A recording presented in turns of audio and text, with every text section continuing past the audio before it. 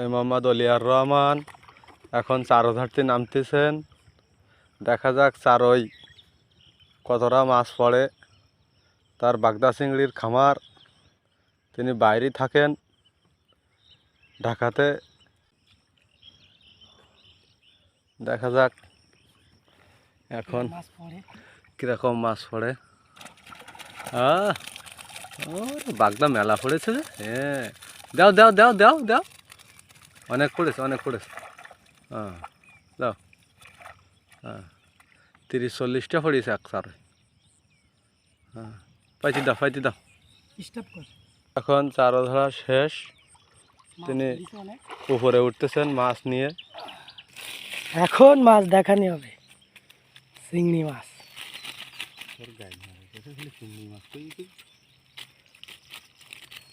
তা কি মাছ খাও? বাগদা চেনে মানছি, ভিডিও দেখাতেছে তাও জানবেন। এই যে বিশাল বড়।